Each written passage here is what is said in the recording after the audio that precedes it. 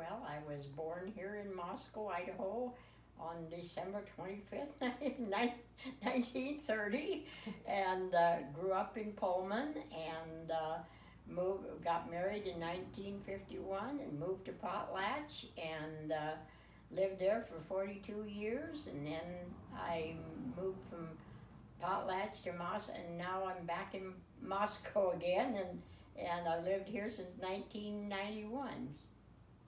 I was a stay-at-home mother. Worked in the filing room. Okay. I think he pulled lumber briefly, but he went to work in the filing mill, and he died there. Actually, he died almost, you might say, died there because he had a heart attack. Actually, he went to the hospital, and I never, after he had breakfast, and I said goodbye to him in the morning, and then that was the last I saw him. Wow. I was by myself. I was a widow. We had a 160-acre ranch. And what guess, like I said, he called it a stump ranch, because the majority of the land was timber, and it was really rocky. There was, it just didn't grow very good ground. And of course, the deer ate the garden stuff.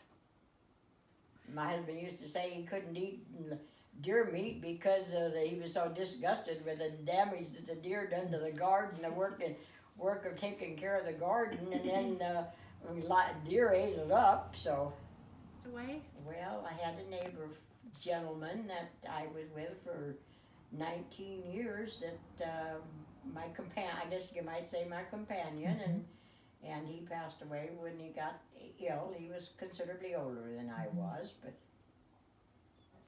got cut wood, and I had a wood cook stove that I cooked on, and a wood heater stove.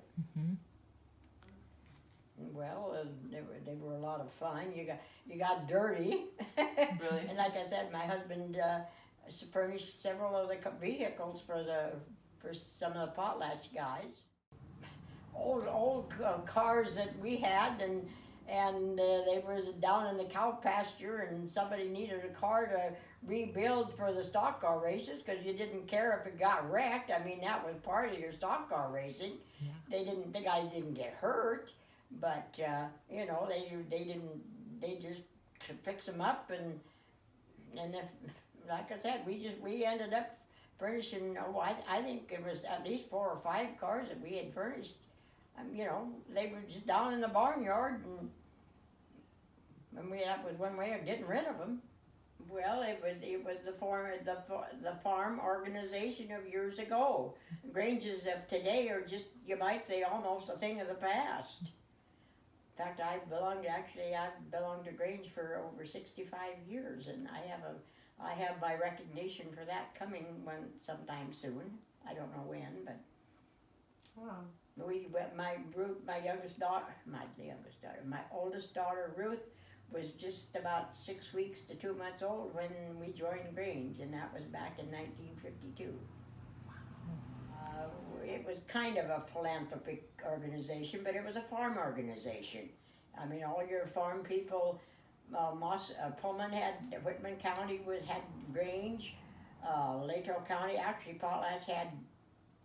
In Latrobe County, there's 8 Granges, and 4 of them actually were in the Potlatch area.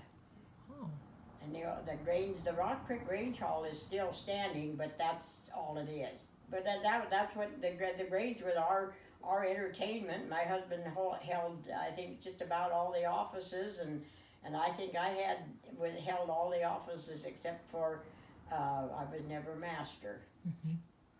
Well, we always had a potluck supper, and like your moose, it has your ritual that you do, and just a social organization, but it also was farm oriented. But I mean, and it was a place you could take the kids. I don't believe we ever had a children's Grange. In fact, the kids used to sleigh ride in the winter time, and back in those days you could go out there and sleigh ride because you didn't have cars to worry about. Just like I was telling you about coasting down Maple Street, you know, back in those days, you really didn't have to worry about cars.